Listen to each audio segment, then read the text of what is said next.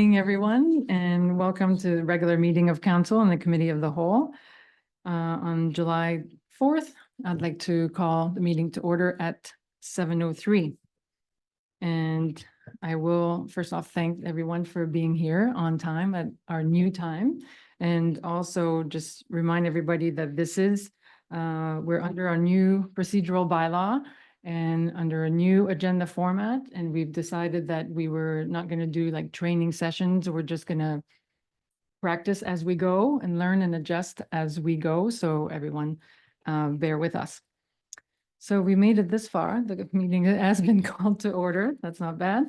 We'll move to approval of the agenda. So everyone has reviewed the agenda. Are there any addition or changes?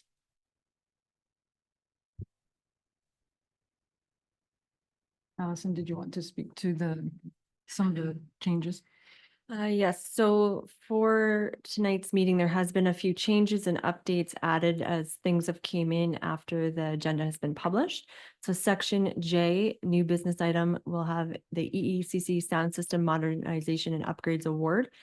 Section O, correspondence item, will have the Catfish Creek Conservation Authority notice of Port Bruce Ravine and Coastal Floodplain Mapping Study information session.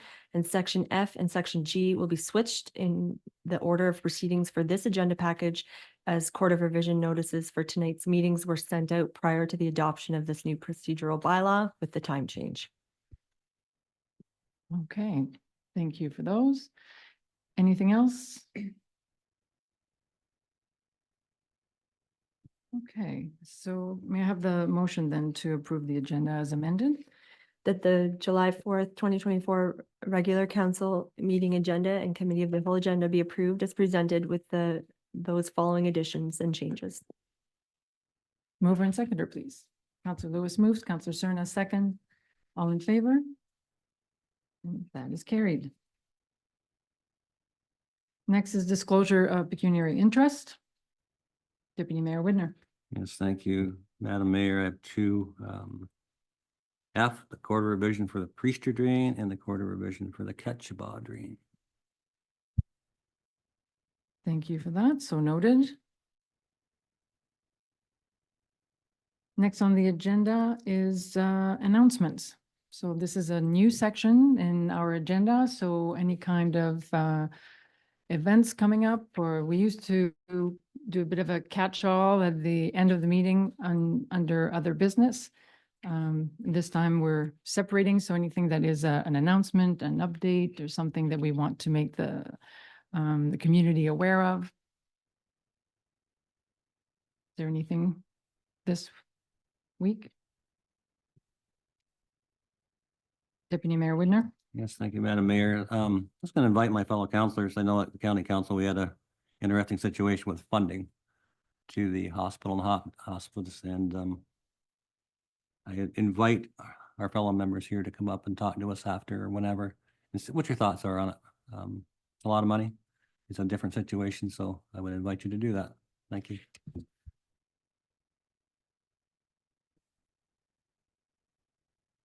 Councillor Cerna, do you have another announcement? Not an announcement. I have a follow-up.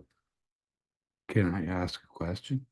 So you can reach out. So what we'll do is, so the invitation is for you to reach out to your county councillor if you want to ask any questions or clarification. Okay, thank you. Thank you. And I think that's a good idea to mention that and to invite not only members of Malahide Council, but members of the public. There was a good discussion at County Council last week, I suppose.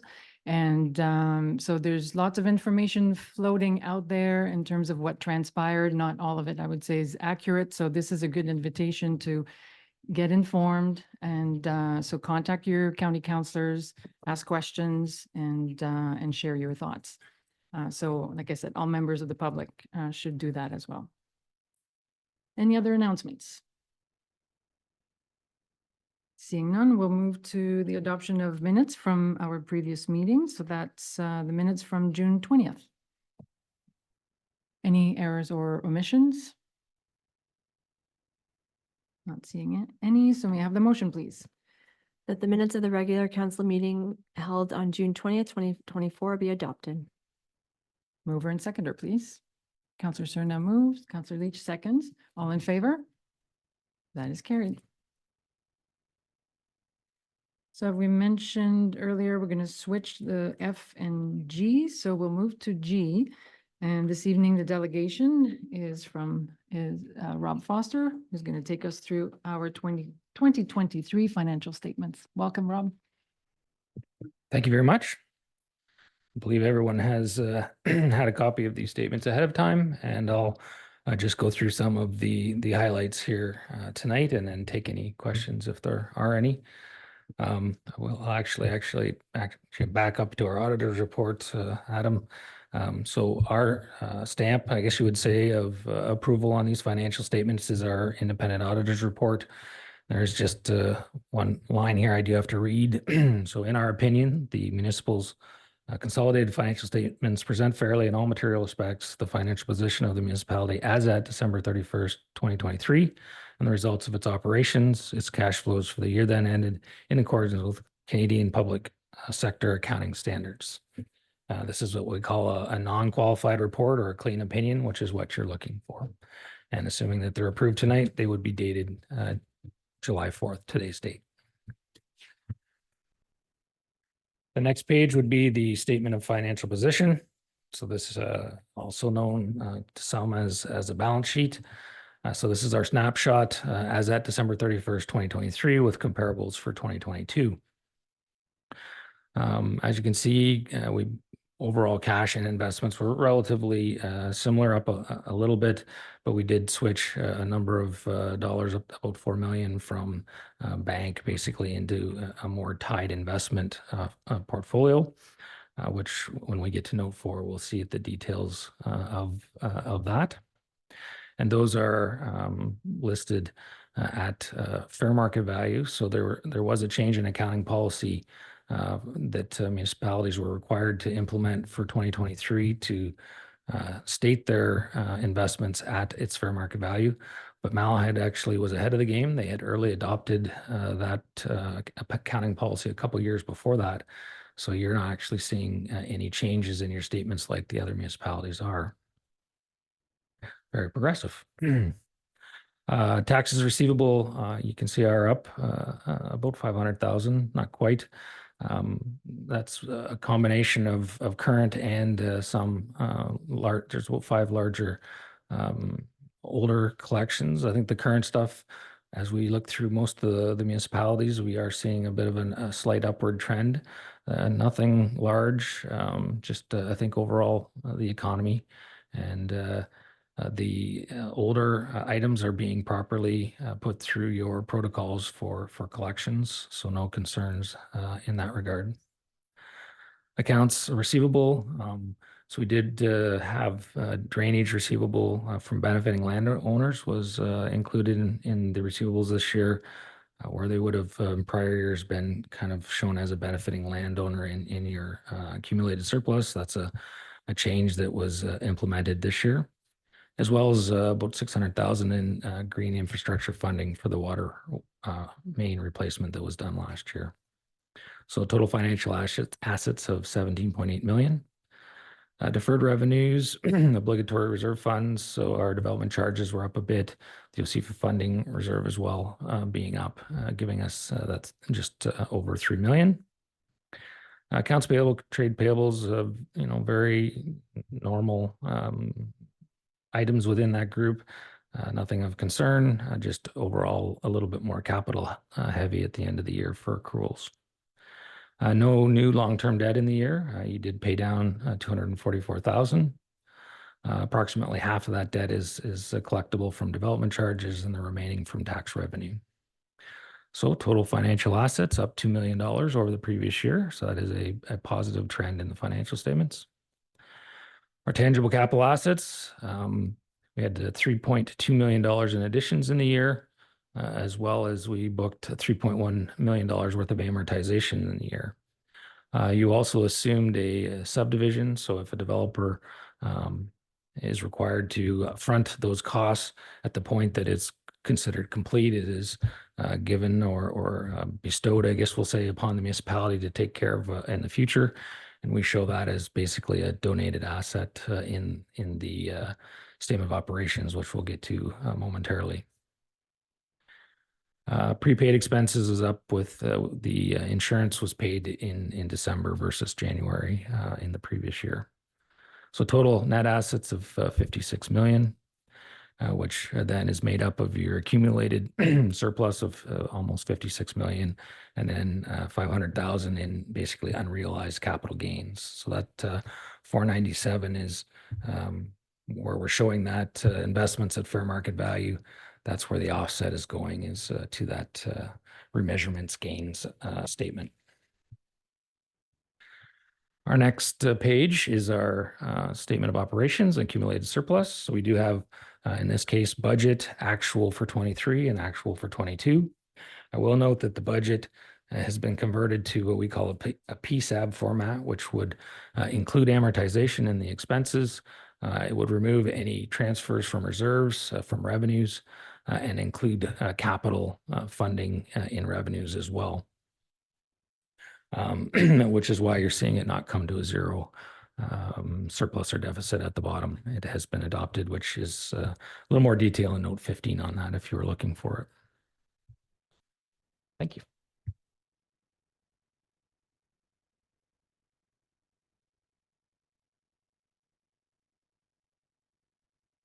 So if we look at budget to actual, very close in most cases for last year.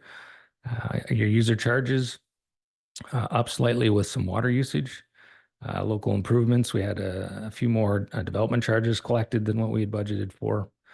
Other municipality revenues, we got a few more dollars from the county because of the related expenses, which we'll also see in the expense section, both of those being higher than budget.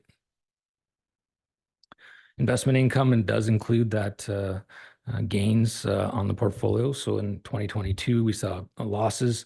Those were recovered in 2023, which is why we're seeing that large investment income versus budget. And as I'd noted with that subdivision, the contributed tangible capital assets of 1.5 million. So total revenues of 19 million to 323. On the expense side, there was, again, very close to budget in most cases. General government, we had a couple of studies that were in the capital budget that didn't meet the definition of tangible capital assets, so they were expensed into general government. A few more fire calls in the year, so we saw wages being up a bit for that. Under other protective services, our emergency services and bylaw enforcement were under budget.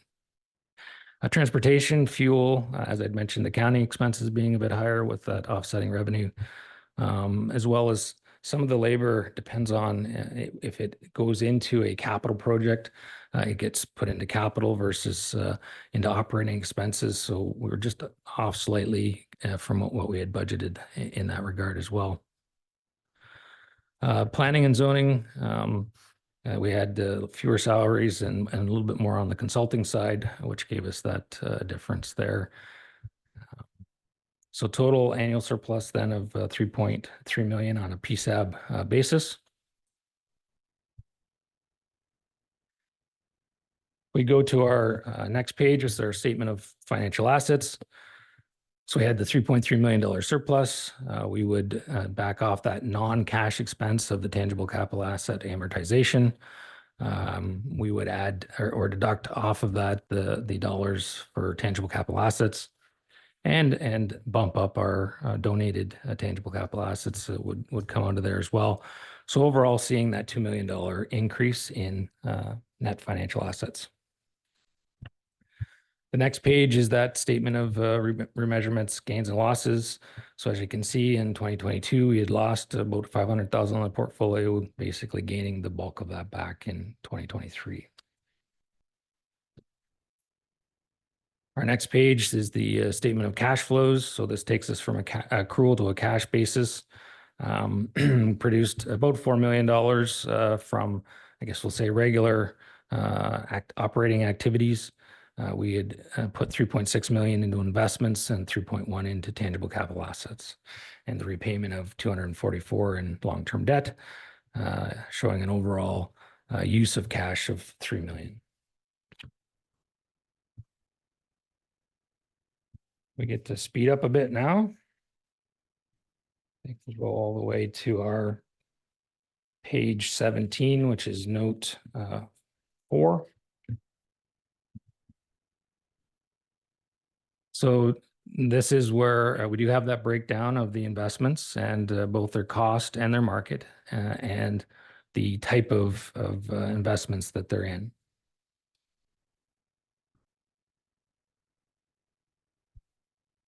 Our next page, we do see the details of both the current and arrears and penalties for taxes and the breakdown of the accounts receivable, as we previously discussed. Note 8 is the more detailed tangible capital asset breakdown showing opening costs, additions, any disposals, and related amortization. Won't go into any detail into that, but those are, as I'd mentioned, the $3 million, just over $3 million in amortization for the year.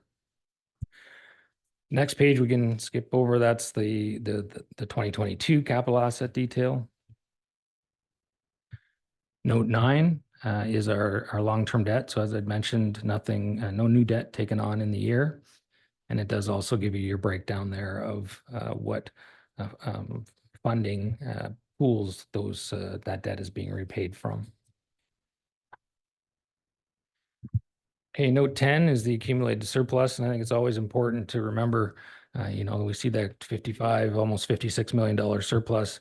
Obviously, that's not an operating surplus. The vast majority of that being invested in tangible capital assets, as well as your reserves of 11 million. And then these are consolidated financial statements, so they do also include your proportionate share of water boards, primary and secondary, and the East Elgin complex as well.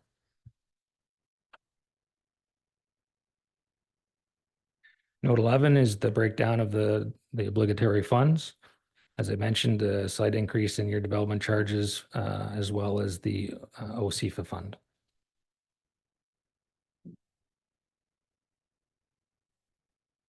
I think if we go to note 15, which is at the budget figures. So as I'd mentioned, your approved budget is in that first column, which does come to a zero balance. You did budget for a balanced budget, and then we make those adjustments to convert it to the PSAP budget.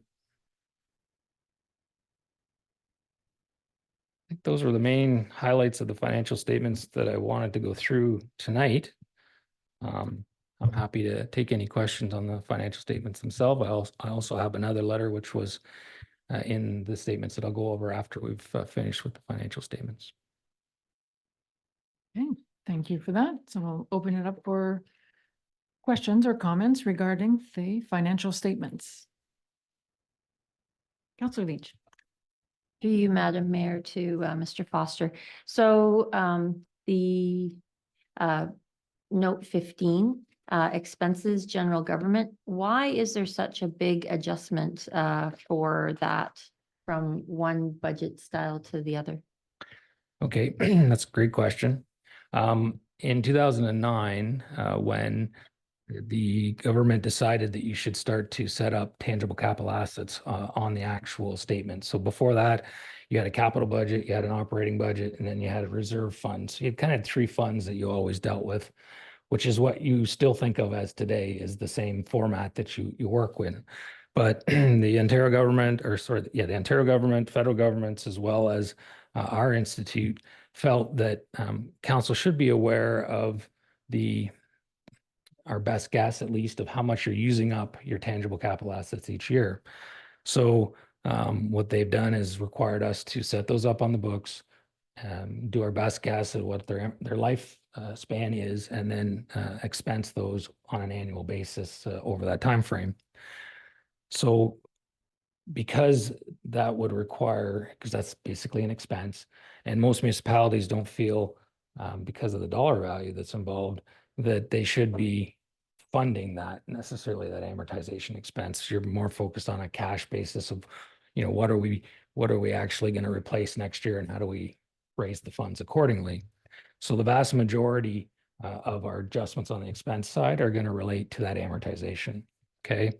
Then we also would include, so you're in your capital budget, you're going to have revenue sources, grants, those type of things, which wouldn't be in your normal operating surplus. But again, under a PSAB basis, they put all those three funds together.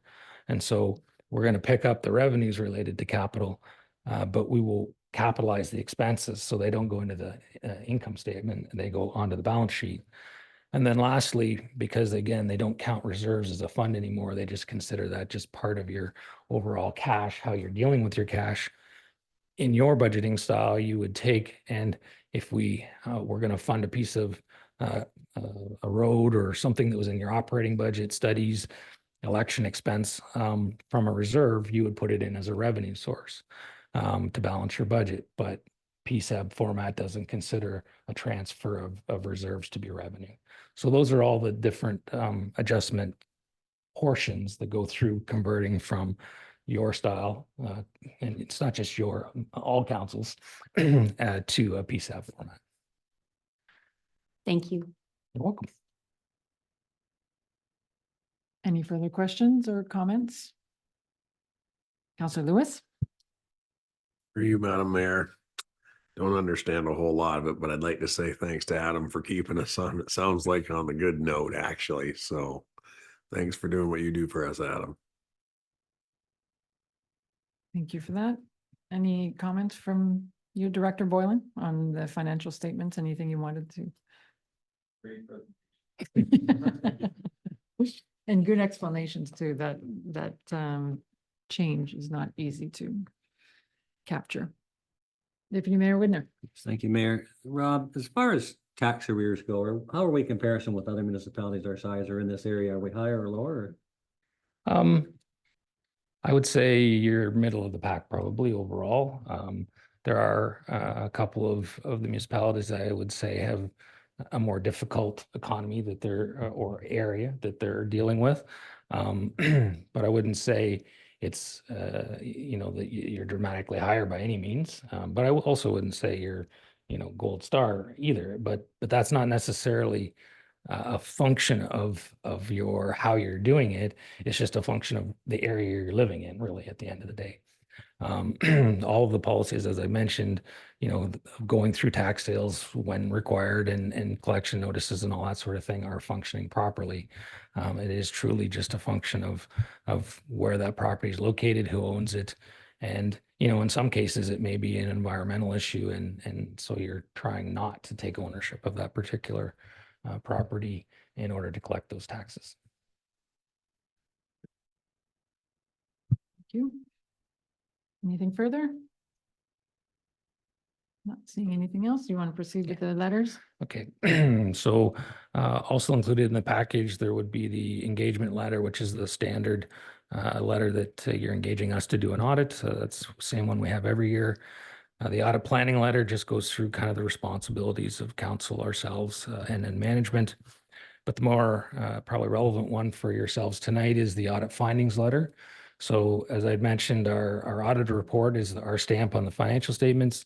Our audit finding letter is basically our comment on management, on council, in general, how things are functioning. So part of our audit also includes testing controls, having discussions with council, having discussions with management about, how do you look at the integrity of the system? Are you a council that's a stickler for detail, or are you just kind of some would say like cowboy style, I guess is maybe at the opposite way we could call a type of management, because all of those things tend to flow through the entire operation. So what we found is basically the very much attention to detail. All of our testing found that the controls were functioning as we expected. We didn't have any issues with Adam as far as anything we didn't feel was appropriate, or if we had to have a discussion, he was very cooperative. Again, having a good file prepared for us when we came, we didn't have a lot of back and forth, that sort of thing. So overall, thanks to Adam and his staff, as well as council for your attention to detail and ensuring that that you're surrounded by a strong group and following those controls. Thank you for that. Always reassuring. We think we know that that's the case, but it's nice to get that third party validation. Thank you.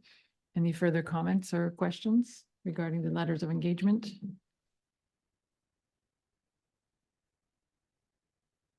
Not seeing any. Thank you. That completes your. That completes my, yes, Okay, thank you. thank you. So may we have the motion, please? That the 2023 audited financial statements as prepared by Graham Scott Ends and presented by Auditor Rob Foster be approved as submitted. Mover and seconder, please. Counselor Leach moves, Counselor Wilson seconds, all in favor? That is carried. Thank you.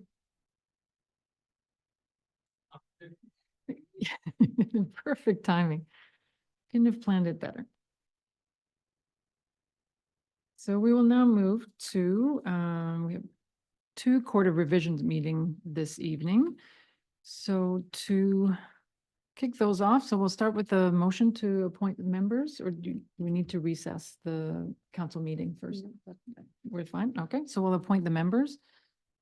May I have the resolution for that, please?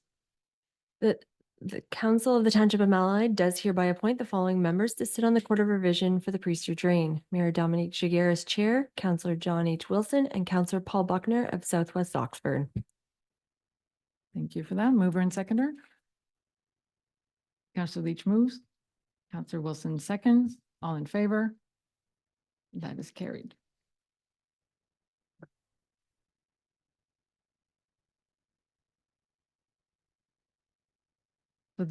So as we get set up here, so this meeting is, the Court of Revision is regarding the Priester Drain. The engineer report was dated May 6, 2024. The engineer is Mike DeVos. Mr. DeVos, you are here online. Yes, good evening. So if I could, so welcome, and if I could ask you to, or do we need a second motion to actually call the meeting to order? That the Court of Revision for the Priester Drain be called to order at 7:31 PM and that Dominique Giguère be appointed Chair. Mover and seconder, please. So then, so of the members, so unfortunately only the committee members can vote on that, so.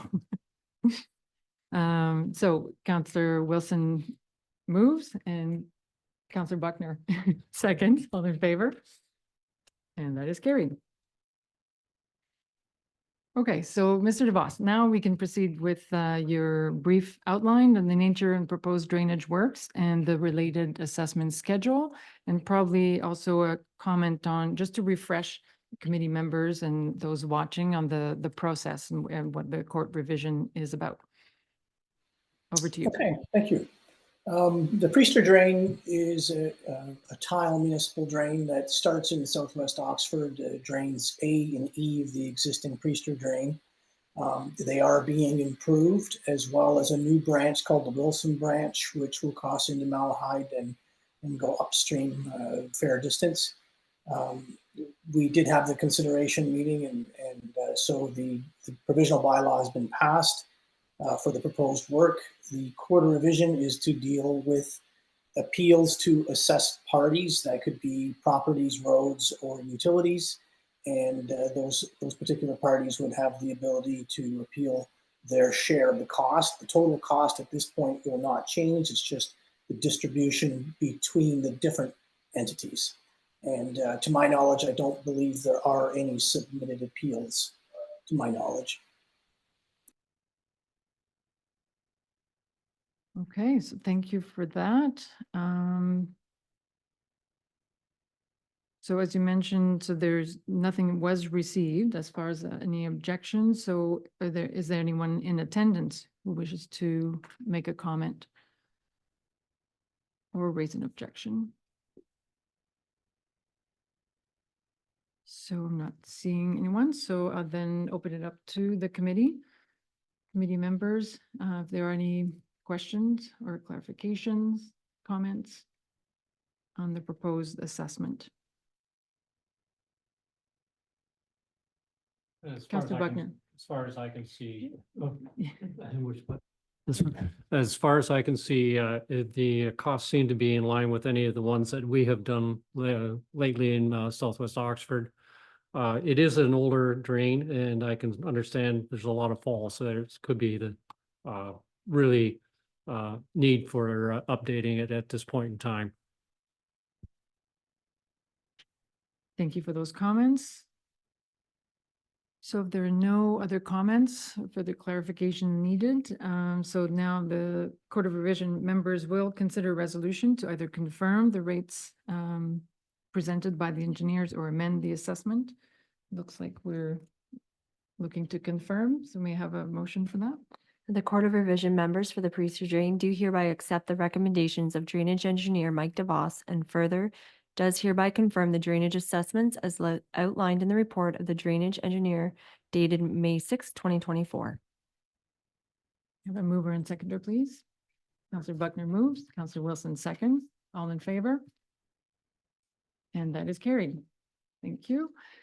Mr. DeVos, can you provide information on the appeal process if were to be warranted?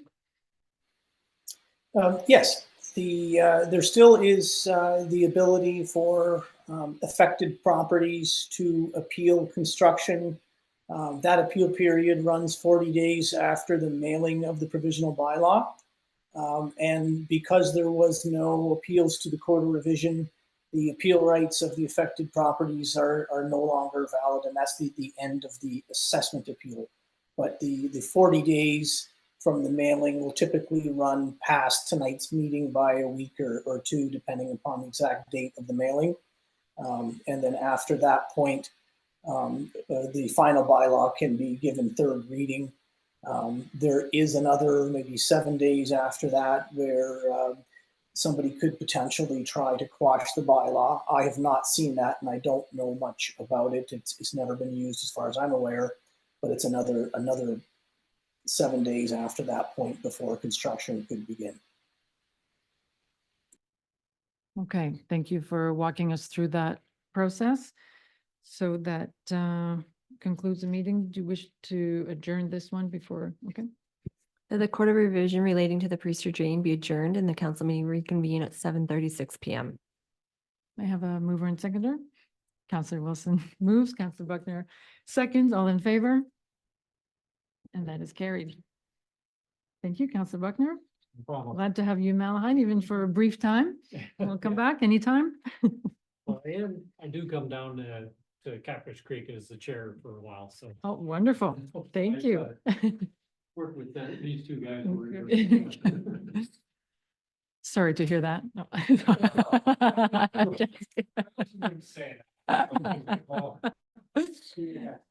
Thank you. Have a nice evening.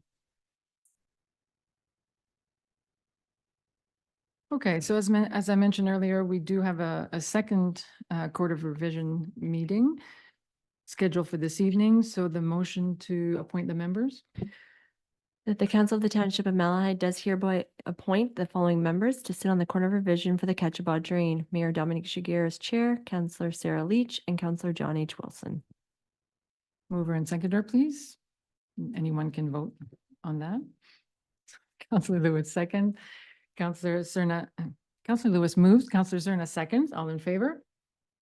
That is carried. And now a motion to call the meeting to order, please. And this meeting, I will remind everyone, this is regarding the Ketchabah Drain. It's regarding the engineer report dated May 3rd, 2024, and the engineer is Mr. John Spreet. Please go ahead. That the Court of Revision for the Ketchabah Drain be called to order at 7:37 p.m. and that Dominic Shigear be appointed chair. Mover and seconder from the members. Councillor Leach moves, Councillor Wilson seconds, all in favor? That is carried. And Mr. Spreet is also with us. Welcome. Good evening. Thank you. Good evening. I'll turn it over to you to give us a brief outline of the nature of the proposed drainage works and the related assessment schedule, please. Sure. Thank you, Your Worship. Tonight's meeting is the Court of Revision, so that deals with the appeals the costs on the drain, appeals on that. The proposed drain, the Ketchba drain is an existing municipal drain. And the landowners on the downstream side of Crossley Hunter have requested an improvement to the drain. So what we're proposing to do is replace the main drain in branch B in a small section of branch A. From there, from the outlet at the West Catfish Creek north across Crossley Hunter line. The costs have been assessed out in accordance with the Drainage Act benefit. If you have the proper drain on your property, outlet, if your land contributes flows to that, and then there's special assessments for road crossings and such, which are assessed directly to the township. Are there any questions? Just before I open it up for questions, I'll just confirm whether there were any written comments or objections that have been received. I've received no written comments, Your Worship. Okay, thank you for that. And is there any person in attendance who wishes to make a comment? Please, can you walk to the podium, please, and introduce yourself, your name and address? And welcome. Thank you. Brian Lund, I'm landowner on the north side of the main drains coming up. My main concern is the assessment, obviously the money that's going to cost us, as we are not, I mean, we will benefit from the drain, but we are not benefiting in anything being done on our side. So I guess that's my biggest concern, is the way it's being assessed. I know I'm paying my share towards this year, so that's what I'm voicing my opinion on.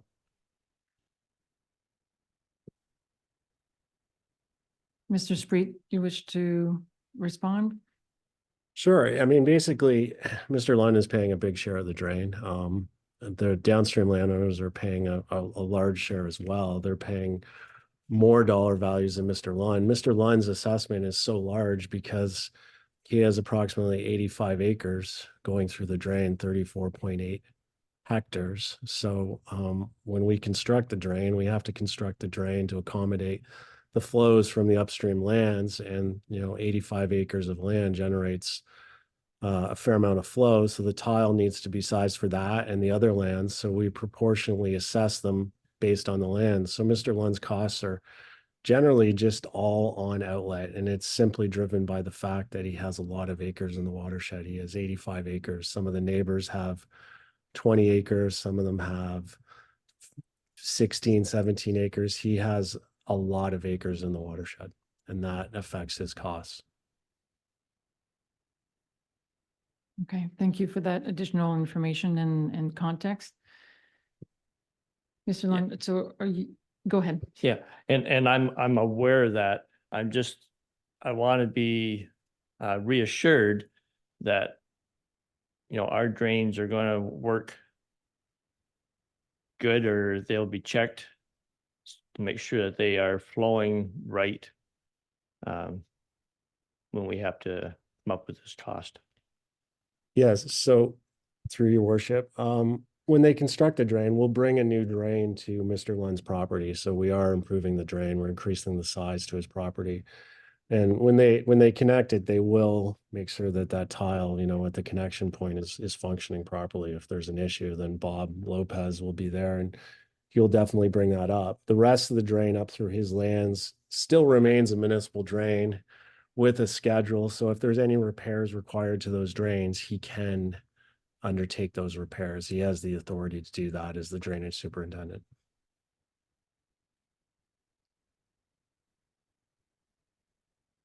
Does that provide the reassurance you need? That provides the assurance. The other thing is cost wise. Is there repercussions that we can say pay this over time or whatever, because it is substantial to pay all at one time? Mr. Spreet, are you able to comment on that, or Director Boylan? Director Boylan, please. Yeah, okay. Thank you, Madam Mayor. We do have a debenturing program. So if an individual owner assessed on a project is assessed more than $500, so it's quite a low bar, you're eligible for a 5-year debenture. Anything over $10,000, you'd be eligible for a 10-year debenture. So that would just be collected on the second half of your taxes each year over whichever period you end up debenturing. But we could assist you at the office once you receive the bill as well. Right. Thank you. Yeah, well, thank you. Thank you. And by all means, if any further clarifications, reassurance, reach out to the staff and we'll sit down with you.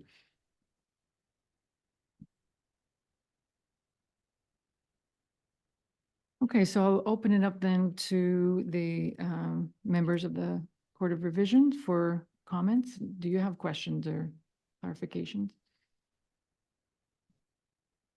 Seeing none. So there are no objections. So we'll seek a motion then to confirm the rates that were presented by the engineer. Clerk Adams. That the Court of Revision members for the Ketchiba Drain do hereby accept the recommendations of drainage engineer John M. Spree and further does hereby confirm the drainage assessments as outlined in the report of the drainage engineer dated May 3rd, 2024. Mover and seconder. Councilor Leach moves, Councilor Wilson seconds, all in favor? That is carried.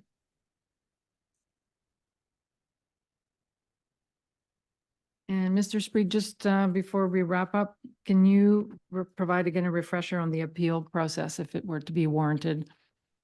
Sure, Your Worship. So there's two appeal processes. One that deals with the construction, and as Mr. DeVos said, that's 40 days from the nailing of the provisional bylaw.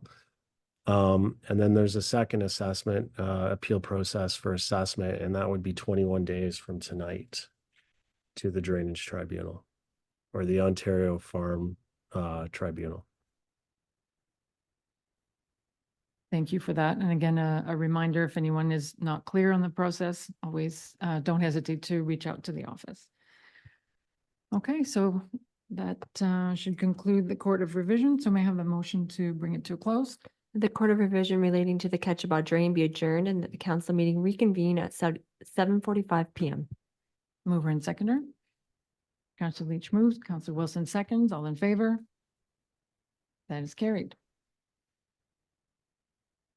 Thank you. Thank you, Mr. Spree. Have a nice evening. Thank you. Have a good evening.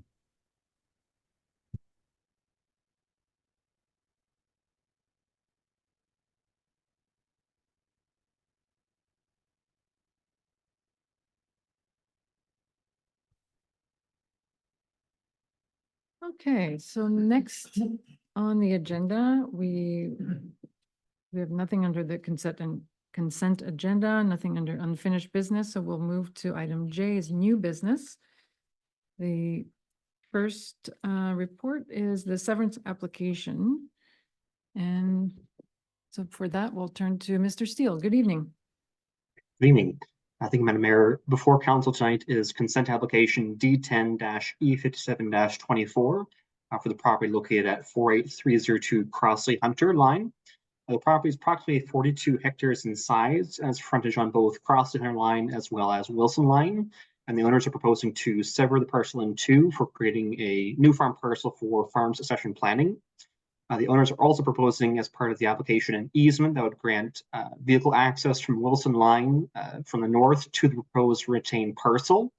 And this easement is proposed as the existing access from Crossley Hunter line currently crosses a culvert that is too small for modern farm machinery to use. The provincial policy statement, county and Malahat official plans all contain criteria for agricultural severances. And staff have reviewed the application and find that it meets those criteria, including that the lots are of the size that will be appropriate for the types of agricultural uses common in the area and sufficient large to maintain flexibility for future changes to those agricultural operations. And there'll be no negative impacts created as a result of the severance. Additionally, proposed severed and retained parcels would comply with both the minimum lot area and minimum lot frontage requirements of the zoning bylaw. And as a result, staff are recommending the application be supported by council and the recommended conditions be forwarded to the Land Division Committee for its consideration. And that concludes my presentation. I'd be happy to take questions, members of council. Thank you for that overview. Questions, comments? Deputy Mayor Whitner. Yes, thank you, Mayor. Just see you, Eric. The new lot, would it be a buildable lot? Would that 50 acres? I presume would be, but I'm gonna ask. Through you, Madam Mayor, yes, the proposed separate lot would be zoned general agricultural A1, which would permit a farm dwelling. Good question. Any further questions or comments? Seeing none, we have the motion, please.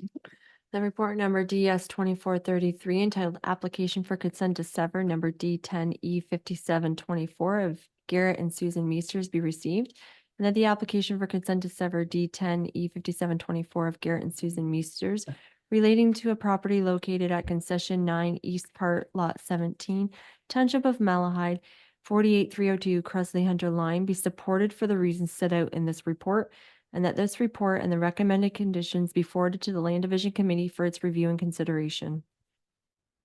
Thank you. Mover and seconder, please. Counselor Wilson moves, Deputy Mayor Whitner seconds. All in favor? That is carried. Thank you, Mr. Steele. This is the only report this evening, so thank you. Enjoy the rest of your evening. So we'll move then to the Canada Community Building Fund. This time, Director Boylan, over to you. Thank you, Madam Mayor. So as we know from budget, the Canada Community Building Fund is a federal source of infrastructure funding distributed on a per capita basis to Canadian municipalities. The township's previous 10-year agreement has now expired. So before you tonight is the new agreement relating to the 2024 to 2034 period. Staff have reviewed the draft agreement and we have no concerns and are ultimately recommending its approval. So if approved tonight, the township would receive $292,644 in annual federal funding starting in 2024, which would be indexed on an average of 2% per year over the course of the agreement.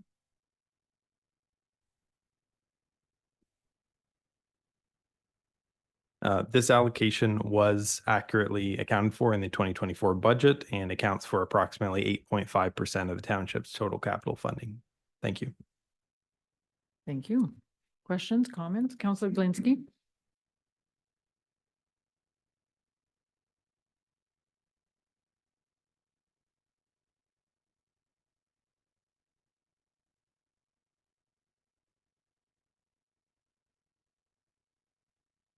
Director Boylan. Can't answer that for sure. My understanding is that the funding formula has remained the same regardless of the change in name. So my understanding is it's always been distributed on a per capita basis. Our allocation went down from 2023 to 2024 because I think due to population growth in other municipalities have outpaced Malahide. So we're getting a smaller portion of the overall funding pot is my understanding of how the funding's working. Thank you for that. Counselor Cerna.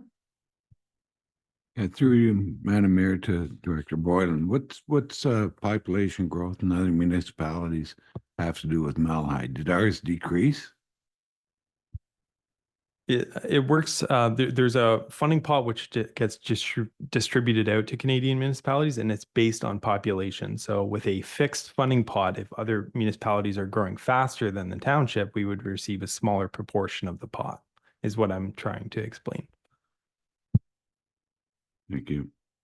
I just, if a follow-up, if I can just say that it's unfortunate that the government and this is a federal program, to me, the government in this economic time that seems to have money for everything, free this, free that, like free dental care, free pharmacare, free everything. And going up against what they're going through takes this time to cut anything.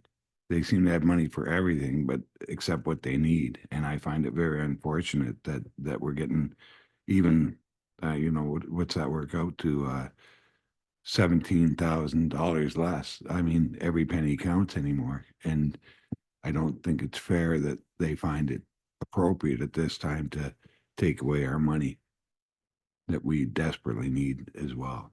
Thank you. Thank you for that. Yeah, and like, I think it's been mentioned probably during the budget deliberations that we need to continue the advocacy over the changing the formulas. Is the formula, I think that is flawed. And it's time to update it to reflect exactly what you're describing, Councillor Serna, the new realities. So that's for another day. Well, if I So, could, yeah. if I might add, I see a lot of flags with his name on it, but I can't in this form say what's above his name. I'd like to, but anyways, that's a different story. So the matter before us is whether we are okay to agree or to receive this, go ahead with this agreement is what I'm trying to say. If there are no further questions or comments, I have the resolution, please. That report number FIN 2419 entitled Canada Community Building Fund be received, and that council endorses the 2024 to 2034 Canada Community Building Fund Municipal Funding Agreement with the Association of Municipalities of Ontario. Mover and seconder, please. Councillor Lewis moves. Councillor Leach seconds. All in favor? That is carried. Thank you, Mr. Borland. We move to the tandem snowplow replacement and the single axle snowplow replacement. I think those are two separate reports. Mr. Gobby is absent, so I will turn it over to you, Mr. Diaz. Through Madam Mayor, the purpose of the tandem snowplow replacement is to replace a 2012 Mack Granite tandem axle snowplow due to it reaching end-of-life status following a 12-year replacement cycle to minimize downtime and maintenance costs. Canoe and Sourcewell procurement was utilized, and the purchase was ultimately reviewed by the Fleet Management Advisory Committee, and the recommendation brought forward to council is to approve the purchase of the 2025 Freightliner 114 SD tandem axle dump truck with winter control, with an expected delivery of fall 2025. In terms of financial implications, the 2024 capital budget has an allowance of $465,000 for this. The bid is approximately $430,000 plus taxes. So we're expecting a budget surplus here of $34,000. With regard to the single axle snowplow replacement, this is put forward in order to replace a 2011 International Durastar single axle plow truck due to it reaching end of life, again following a 12-year replacement cycle to minimize downtime and maintenance costs. The plan is, however, to repurpose the existing cab and chassis. Canoe Sourcewell was utilized for this procurement as well, and it was also reviewed by the Fleet Management Advisory Committee with a recommendation to purchase the 2025 International CV 4x4 single axle dump truck with winter control equipment. It also has an expected delivery of fall 2025. It should be noted that it is a smaller truck without a wing plow and may potentially extend snow removal times. However, minimum maintenance standards will still be met. The 2024 capital budget allowance for this was $390,000. The proposed bid plus the landscape box cost was approximately $295,000. So the expected budget surplus is $95,000. Thank you for that. And I believe these recommendations this evening are from the Fleet Committee, recommendations to council. So I think the topics have been sure debated extensively at the committee level.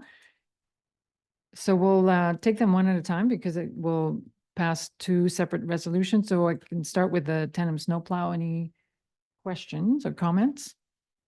Councillor Leach? Through you, Madam Mayor, to CAO Diaz. In the fine print, it says chassis delivery from VCL is not included in the above price. So is that just a standard clause or what's going on?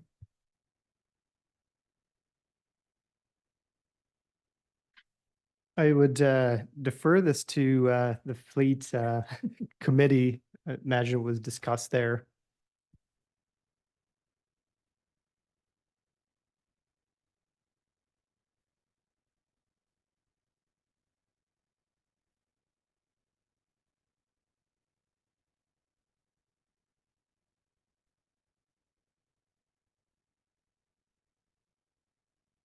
Yeah, thank you. I know there's some provisions in there. They've been gone over very well, but the chassis has to be delivered to the snowplow people to put the equipment on it, and sometimes there's even issues with warranty. We inquired about warranty even. We don't want the warranty to start kicking in until this thing's delivered, so we managed to achieve that. So I believe some of that is part of that too, so. We did go over it very well, and I'm happy. I hope this works. I think it will work. We're trying something new, trying to save some money and repurposing an older truck and giving it a new life because its value right now is almost nothing. And I hate to see us throw it away when it's got a lot of life, in my opinion, left in it, and it's going to be a good chipper truck. It will also keep the miles and the kilometers off the brand new one. So that's the way I would run my own if I was doing it. But, and I heard there's some concern maybe about levels of service, but we're still going to be keeping the plow system. And so you're referring to the single axle, the decision around the single axle, right? Right. So we're just gonna, and Councilor Lee, just to clarify, was yours around the tandem snowplow? Yes, But it's there's- in both It's in of both. those. Like, So Okay. it's, yeah, it's the same question for both. Right. And then there was if you purchase if you're willing to purchase for both upon arrival, there's a deduction is in price. Is that, are we taking advantage of that, not taking advantage of that until the full?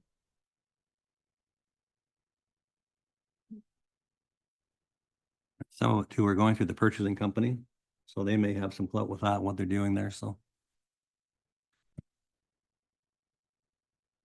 And that's a comment we can share back just to ensure that we've maximized all the, and also that there will be no surprises. I think it's kind of when I'm hearing might be a concern on the delivery if it's not stated up front. Councilor Glinski? Madam Mayor, I'm glad that we finally found Canoe because I'd been reading about it in the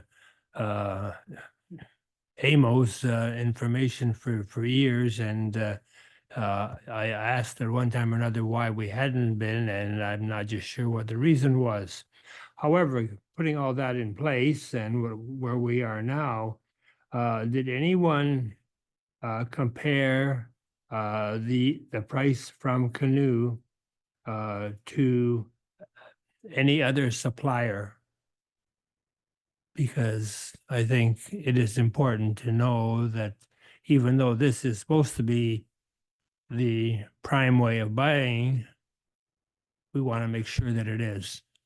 Thank you. Anyone able to comment on that in the absence of Mr. Gottlieb? So Director Boylan, please. I'll give it a swing. So we're not purchasing from Canoe per se. What Canoe's doing is we're outsourcing the tendering process to Canoe. So Canoe's releasing a tender. Companies are submitting bids on that tender, and then they're selecting the ones that meet their specifications and then have the best prices. So they've already gone through the tendering process. They've tested the market, and then we enjoy the benefit of selecting the ones that fit our needs as a municipality. Thank you for that clarification. And Director Spoor. Just on the same note for the fire service, while we did that as well, when we did go through Canoe for the fire truck purchase, we just did a couple last month. We did price trucks outside of Canoe as well to make comparisons, and they were still cheaper through Canoe, so. Okay, thanks for that. Deputy Mayor Widner? Yes, thank you, Mayor. I do know that Ryan did look around other municipalities just to see what everybody else is paying, because it's common knowledge. You just have to look it up, but I do feel this is the best bang for a buck. The same with the fire truck. I mean, it seems to be the new way to go, and it makes the tendering a little bit easier, I think, for everybody, so. Yeah. Making the most of their specialized expertise and access to the market, so excellent. So any further question on the tandem snowplow replacement?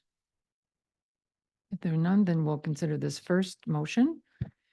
The report number PW 2430 entitled Tandem Snowplow Replacement be received, and that staff be authorized to enter into an agreement with Viking Sieves Limited for the purchase of one tandem axle snowplow based on the specifications outlined in the attached proposal. Thank you. Mover and seconder, please. Councillor Glinski moves. Counselor Leach seconds. All in favor? That is carried. Thank you. So then I'll open it up for any further comments on the single axle snowplow replacement and the use of the existing cab, what is being proposed by staff. Any comments or questions on that?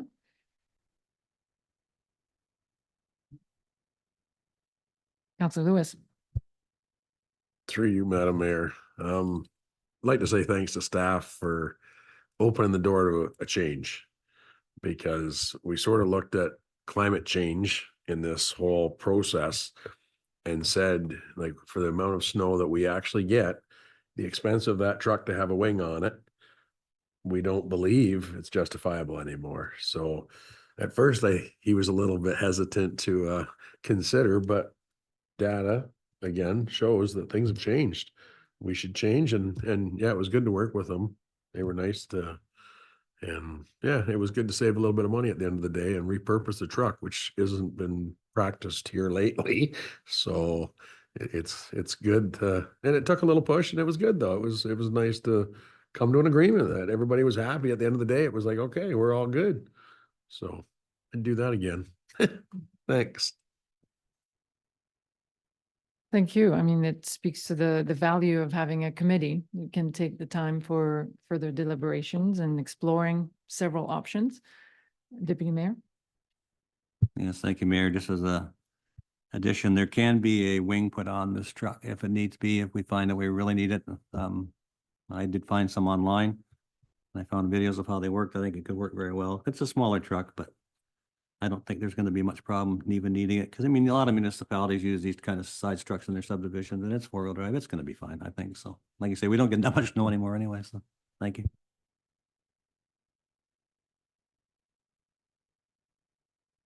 Any further comments or questions? Great. So we'll proceed with the motion, please.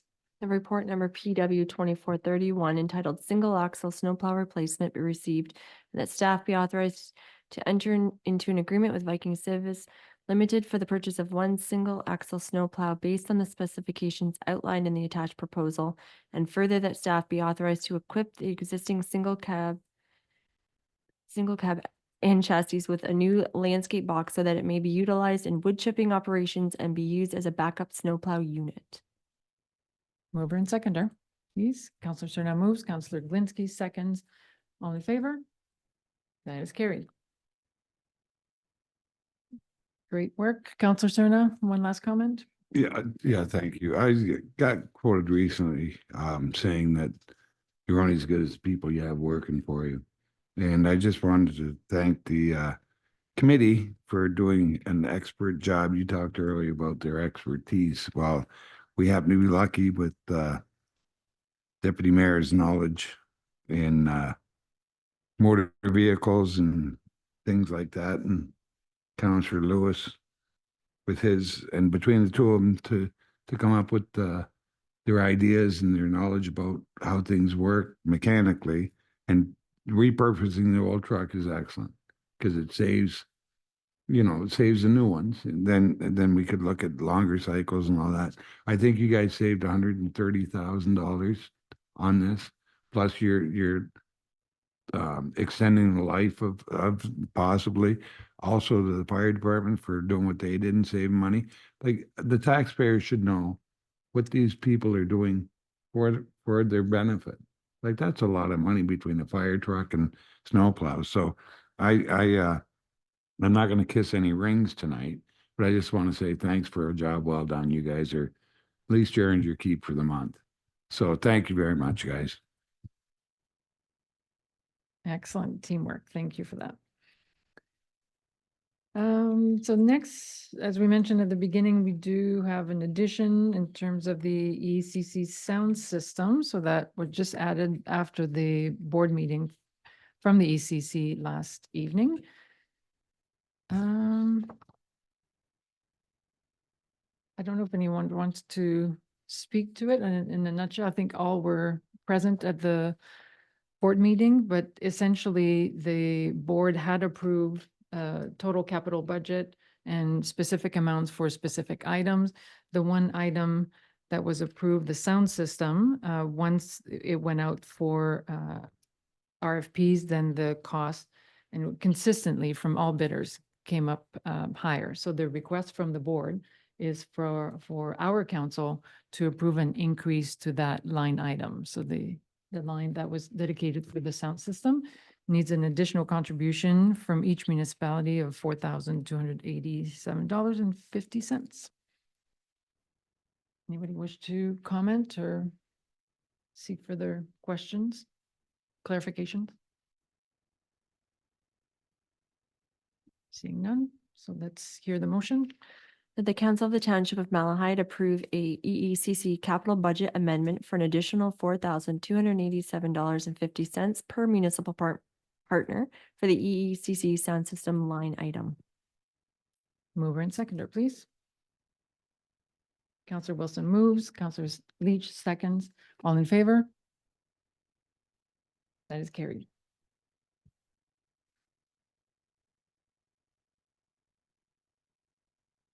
Okay, this takes us to bylaws. So we have 3 bylaws to ready for consideration: the Hewer drain, the AMO agreement, and the Drabic rezoning. Any comments or questions? We'll pass this as one resolution. Let's hear the motion, please. That bylaw 2436 municipal funding agreement with AMO for Canada Community Building Fund be now read a first, second, and third time and finally passed. And that bylaw 2433 Hewer drain and bylaw 2408 Drabic rezoning be now read a third time and finally passed. Mover and seconder, please. Counselor Serna moves, Counselor Lewis seconds. All in favor? That's carried.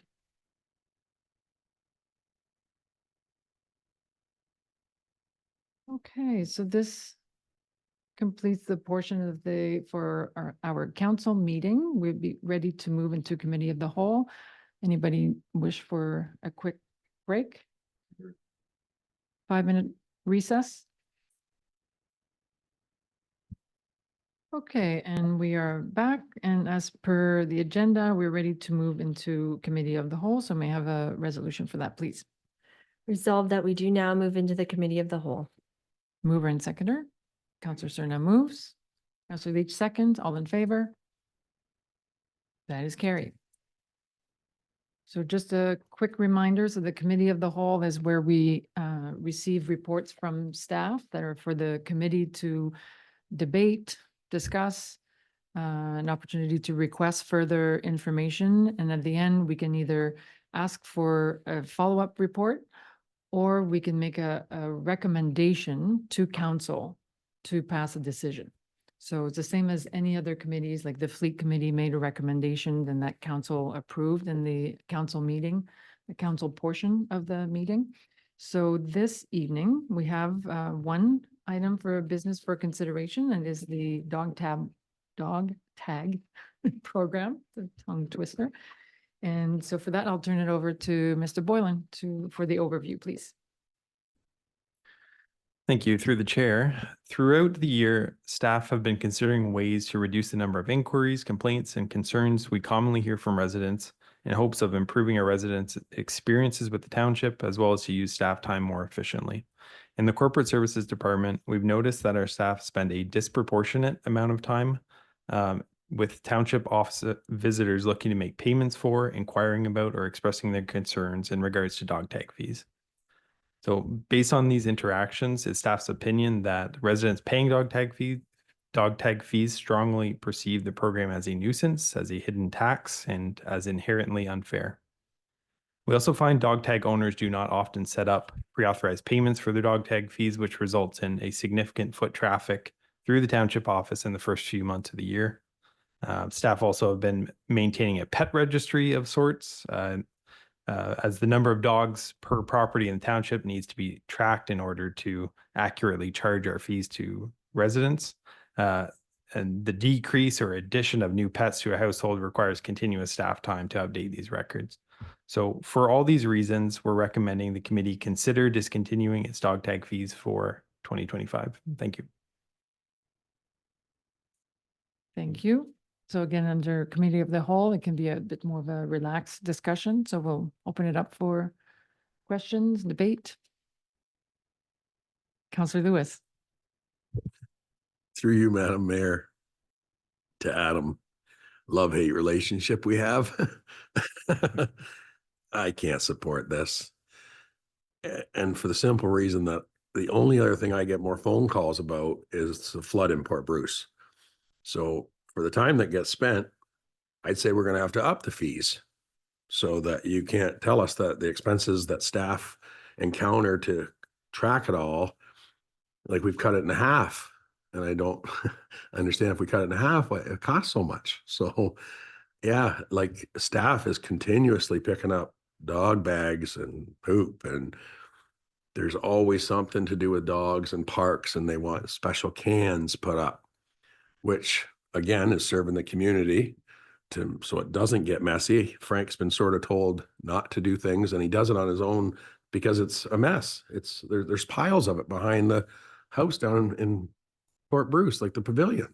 So yeah, I'd support putting the fee up than knocking it away, just because again, it's revenue. You're still going to get complaints. We're still going to have to follow up with complaints. There's still going to be expenses to it. There's still, you said there's $20,000 for dog rescue thing. Like there's an expense that's not going to go away. So dog owners should be responsible for their dogs, just the way it should be. And I own two, so, and I don't have a problem paying.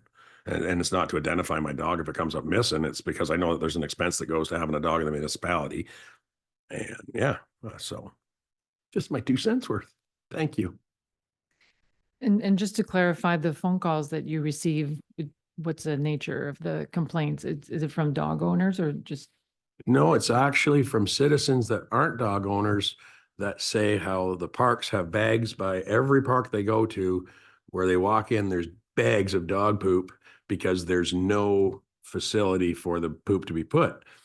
I've presented lots to staff, pictures that have been forwarded from constituents where other municipalities have these nice little poop boxes up and there's no funding for it, or asked for it at budget time.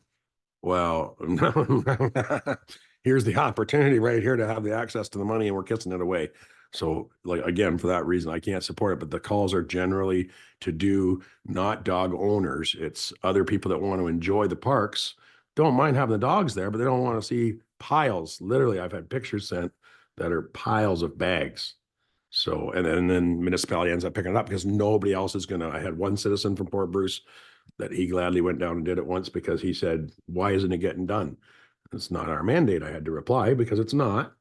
But yeah, it's not nice to leave it there for everyone not to be able to enjoy what we do have to enjoy. So yeah, double the fee. CO Diaz, Director Boylan, who wants to go first? Arm wrestle. I guess my take on it, that's a valid concern. I would say that, charging fees isn't going to stop them from having their dog poop in the park. Like maybe we should be looking at a solution to that problem. The dog tag fees themselves are just to cover, they're set to an amount that's going to recover the township's cost for the Hillside Kennel Services. So sheltering, if a dog's found, they get shipped off to Hillside Kennels, and that the dog tag fees covers those costs. I think what you're speaking to is perhaps another issue that the township should look into. Maybe it's a lack of garbage receptacles. Maybe it's, I don't know what it could be, but it sounds to me like that warrants it. Maybe perhaps a different conversation.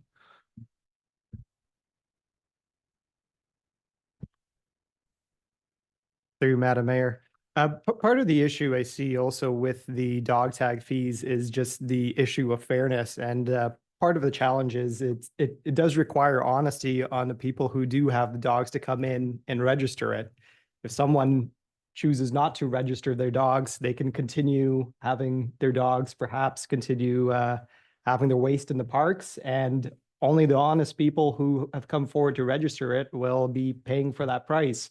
So the program in and of itself has a bit of a loophole which can be exploited. The dog tags, unlike other user fees where you can say, if you don't pay the user fee, you don't have access to this service. This is one of these things where there's limited control with that regard.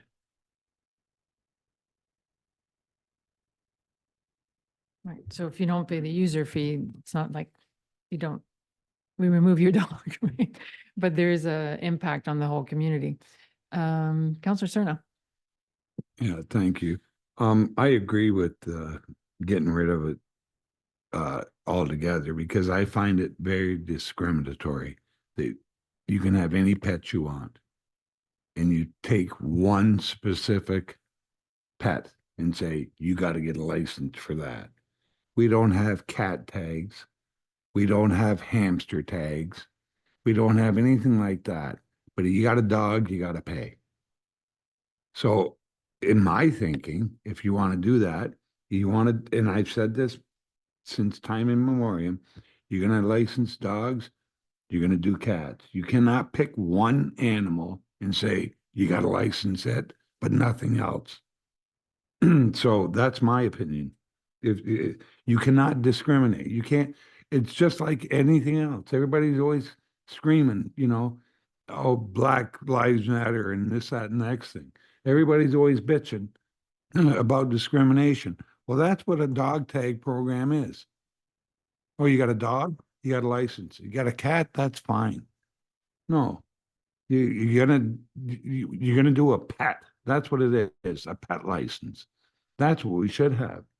And you got a pet, you license it. Not just a dog tag, a pet tag. So I'm all for it. Get rid of it altogether.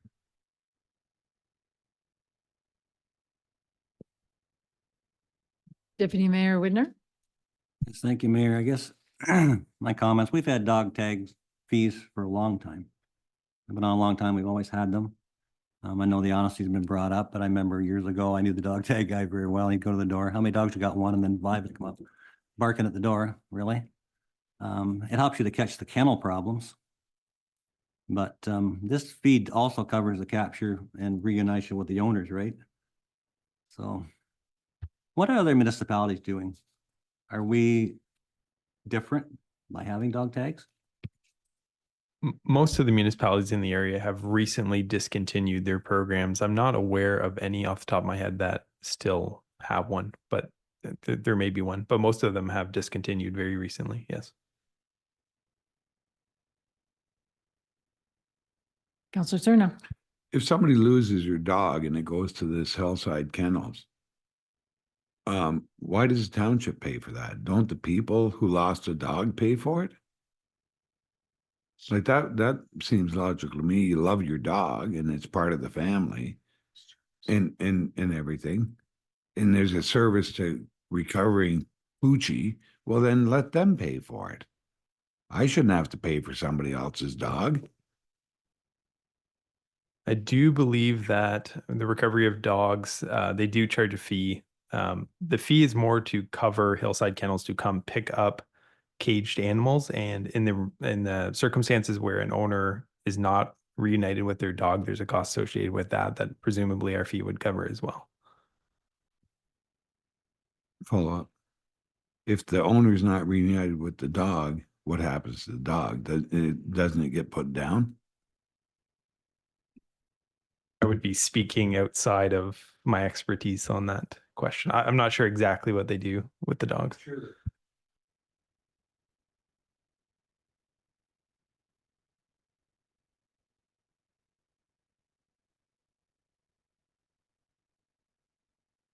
Deputy Mayor, did you have your hand up? Yes, well, I guess if you said municipalities don't do it, are they covering the fees through their taxes? Yes, all municipalities offer an animal control service of sorts. It's just, yeah, we've seen a shift in the county from funding it through dog tag fees to property taxes. Okay, we'll follow up. Just to follow up, and I don't know the answer, I can in Port Bruce, say you have a dog and you got a bag full of crap, you can't put it in the garbage can? It just goes to landfill anyway? I don't know. I can't see why you couldn't, because it's going to a landfill. It would help the rotting process, but they all get paid, yeah. Councillor Lewis, did you want to clarify, is it because there was no garbage can so it was piled up, but it wasn't piled up underneath a garbage can? No, the pictures that were sent, they were behind the pavilion. Right. And then also behind the bathrooms is where they throw them. There's only usually one garbage can available down there, and it's not really close to, it's off, and they won't walk off, and there's no designated area. Like if there was a designated box on a post, again, it's going to take maintenance though, and nobody's going to do it except for Malahide Council, so, or staff. So yeah, hey, if the fee goes away, it's fine, but tax time comes around, there's another 0.2% that's going to get put on right off the hop before you do anything else. So I get the reasoning of taking it away, but there should be something to compensate the expenses. Like there still has to be some way of rejuvenating, like we're going backwards, and I hate going backwards. I like going forwards. So I don't know. I'd almost have to say, staff come up with an idea maybe that can cover the cost of that service, because it's dogs that are costing the service to have the dog shelter. I don't believe there's a whole lot of cats that get picked up and taken into the shelter, but don't want to be discriminatory. Don't get me wrong. Well, But it's the dogs that are causing the expense at the end of the day. So that's the only, equalization I can justify is staff have to put time into it. And if putting time in, that comes at an expense. I can't see why Chester, that's never had a dog his whole life probably, should be paying taxes towards, Yeah. a dog maintenance somewhere that, I just, See a couple of hands, CODs. Want to say something first and then I'll. Yeah, thank you. Just for clarifying with, when it comes to dog related waste, it is one of those things where, you really have to have a whole strategy in order to deal with it. And I know, part of dealing with this issue before in another municipality, part of the plan that came into place is we had to have a dog park created in order to have a place for people to put their dogs. We also looked into the implementation of waste receptacles that had the plastic bags and the disposal as well, and had to put it in those targeted locations where the dog waste would likely pile up. That being said, right, it's a whole program that was provided for the whole community, and it is it does have its operation expense in order to do that, along with bylaw enforcement as well. Looking at complaints that come in for dog waste, it is quite the issue, which needs multiple angles in order to fully resolve. I mean, and unfortunately, it's one of those things that you're gonna keep seeing again and again, really, where we try to utilize the best means to address it was, again, bylaw enforcement in order to issue a ticket if there's any sort of dog waste left behind.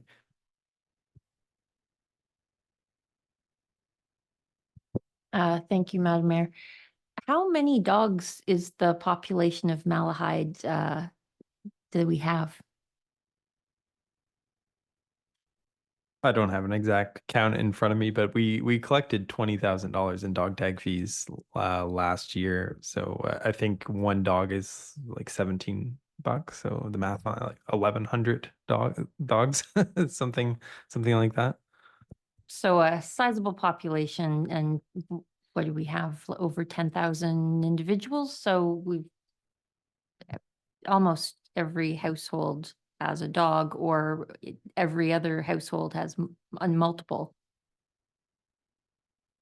Right, because there are about 3,000 households. So, yeah, so that's where then, is it the whole community? Is it community benefit? So is it really user fee? Or is it a total community benefits? We all benefit from clean parks and versus the administrative costs. So, yeah. Good debate.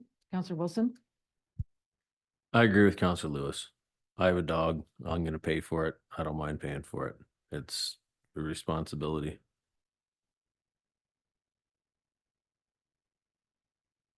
Deputy Mayor, and then Councillor Glinski. Yes, thank you, Mayor. Just a question to Adam.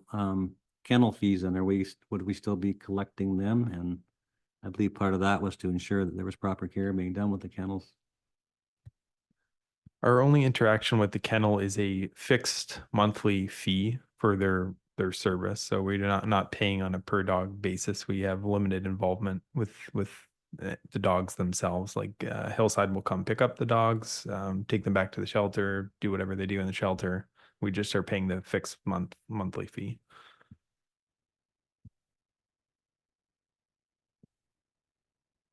Councillor Glinsky? Madam Mayor, we're wondering who should be doing the pickup. Well, it's too bad our enforcement officer left, because I think that'd be a perfect job for him. Rather than trying to stir it up, he could be picking it up and putting it in the dispenser for us and keeping the area clean. He didn't do much with the Colton dump, so I don't think he would actually do much with anything else. Thank you. Thank you. So I'm wondering, Councillor Leach. Is there a way that the process for acquiring a dog tag could be put online as a online activity that you could pay for and then have the office mail it to you if foot traffic through the office is one of the concerns in staff time? So yes, I used to deal with the programs, so I can maybe answer some of those questions. So the tags are now a lifetime tag. So you keep the tag every year unless you need a replacement. However, it's just an invoice that's sent out annually. And those can be paid online, just like any other bill through the township can be paid. But as Director Boylan said, that doesn't happen as often as, say, setting up other bills that come out monthly or something monthly or whatnot.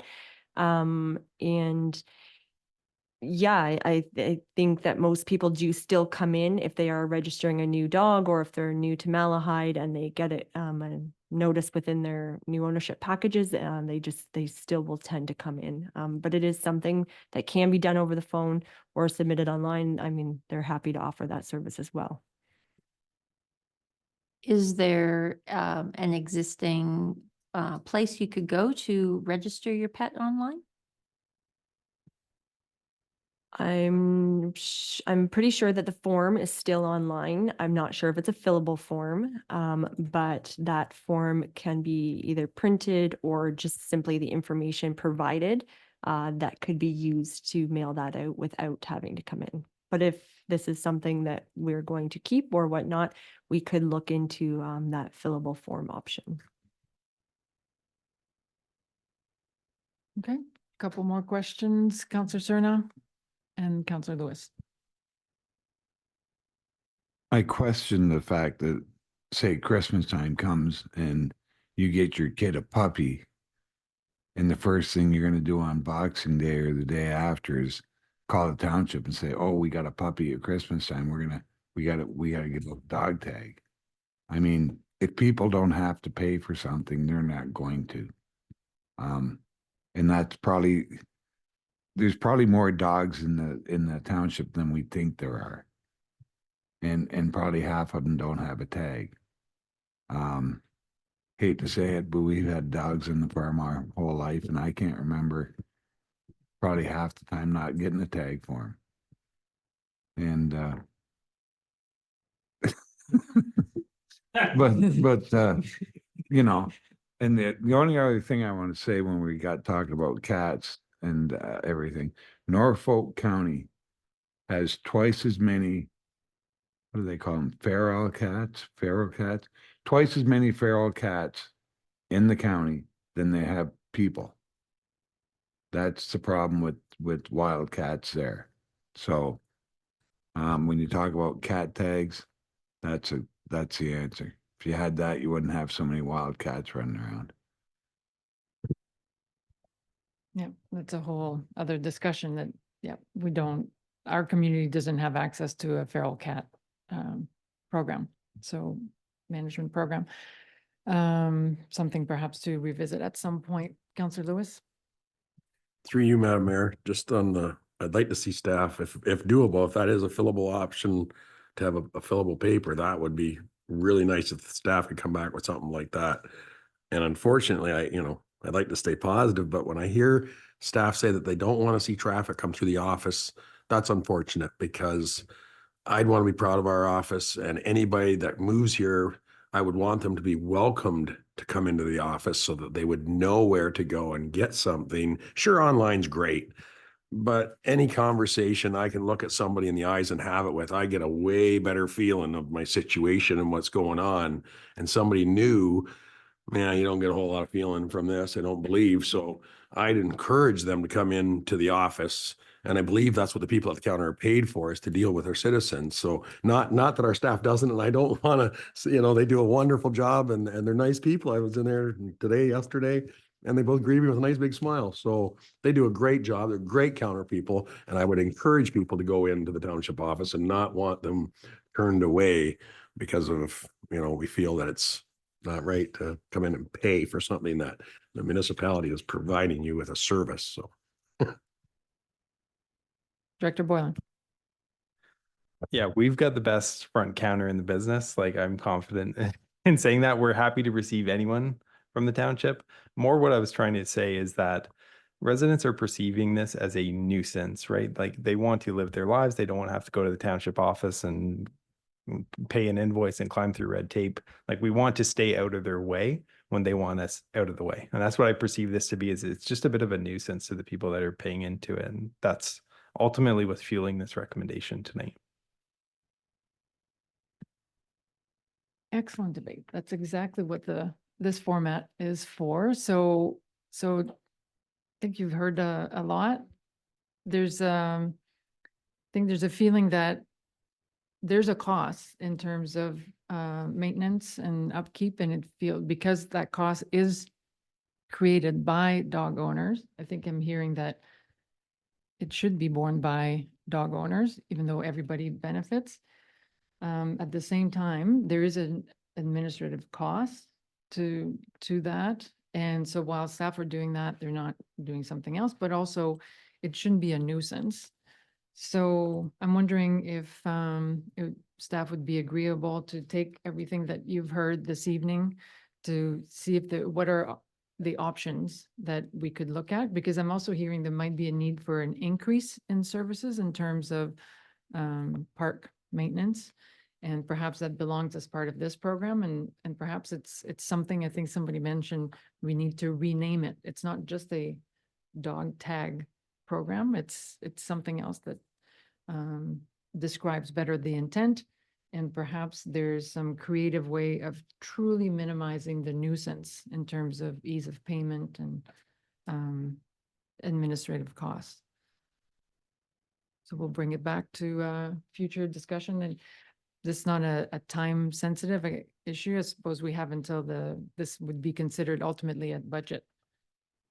This would impact the budget in terms of where you put this fee. We purposely brought this one forward before budget because it takes a bit of ramp up time to actually get the program implemented. So yeah, we would need to know a few months before the new year, but yeah, not urgent at this time, certainly. Right. So still, we need a timely decision, but it's not urgent in terms of next few weeks. Okay. Councillor Wilson. This one is just, what is a dangerous dog? Now, I have an idea of what that might be, but a dangerous dog tag is $108.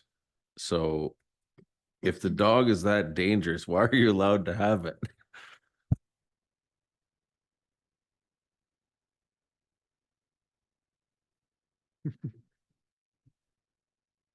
I believe the term dangerous dog may be something that's brought forward by the called a DOLA, Dog Owners Liability Act. And I believe if a dog is found to have bitten someone, that may be how it may be classified as a dangerous dog therein, and then requires certain protections such as a muzzle being put on it if it's outside.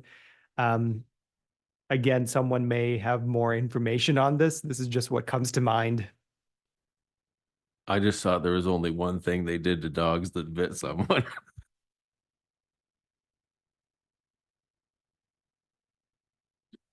So it sounds, again, that more information would be useful, not only from municipalities who have eliminated the program, but perhaps other best practices in terms of dog-related issues of management or other programs. Counselor Glinski? Madam Mayor, I thought dogs were not allowed to be on the loose.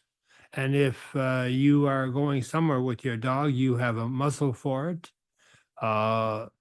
Is that not the case? Or is that just the case somewhere else and not here?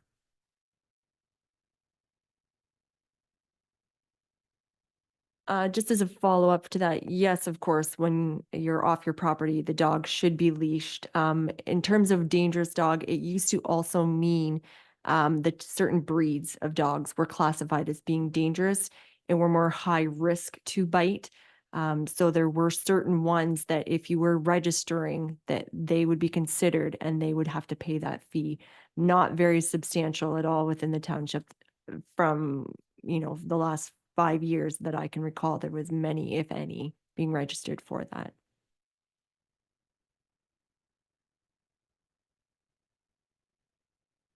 Great.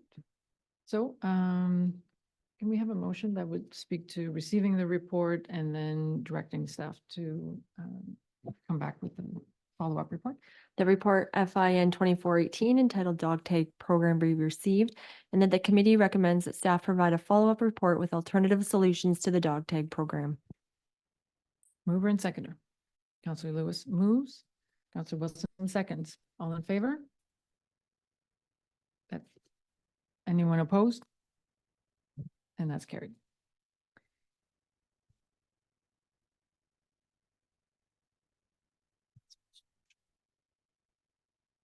Okay, so the next item is, I'll ask if, no, there was no new business because we did that at the time of approving the agenda, so we can go straight to correspondence. We have 7 items. I'll make a special note of the item from Catfish Creek. Does anyone have so this was a new addition, new correspondence, and is to make the public aware that there is a public consultation meeting.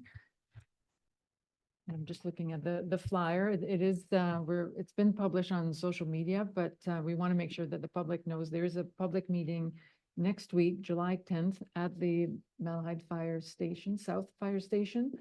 And this is to review, it's at 1:30 for 2 hours. I think that there's a window for the public to drop in. There's also a guest speaker from the engineering company who did the mapping, and the whole point of the meeting is for the public to ask questions and or seek clarification on the floodplain mapping study that was completed. So it may affect their property or, future development. So that's the public meeting is being scheduled for next week, Wednesday at 1:30. If members of the public are not able to attend that specific time frame, they are invited to send their comments, I believe, to the manager of Catfish Creek Conservation Authority. And I did write the email. I don't. Yeah, so the email address is generalmanager@catfishcreek.ca, and that's all available on their website as well. And it's also promoted on the Malahide website. So invite everybody to do a follow-up. Any other items, or Councilor Lewis, was there anything to add to that? You did a great job. Wing it. Any other comments on the other items in correspondence? Councilor Leach. I was impressed by the library stats. There's a lot of readers in our community. Yes, they're doing a great job. Any further comments? Seeing none, we have a motion to receive the correspondence. Resolve that items 0.1 to 0.6 be received and filed, and that the additional correspondence item from Catfish Creek Conservation Authority be received and filed. Mover and seconder, please. Councilor Cerna moves. Councilor Lewis seconds. All in favor? That's carried. So we're ready to adjourn the committee of the whole session. Go ahead. Resolved that we do now move out of committee of the whole and reconvene the regular council meeting. Mover and seconder, please. Counselor Cerna moves, Counselor Glinski seconds. All in favor? That's carried. On the agenda as closed session item, we do not have any this evening, so we go straight to confirmatory bylaw, please. The bylaw 2437 being a confirmatory bylaw be given first, second, and third reading and properly signed and sealed. Mover and seconder. Counselor Leach moves. Counselor Wilson seconds. All in favor? That's carried. And that brings us to adjournment. The council adjourned its meeting at 8:51 PM. Mover and seconder. Deputy Mayor Whitner moves. Counselor Cerna seconds. All in favor? That is carried. Well done, everyone. We made it through our first meeting with the new format. Look forward to our next meeting in August.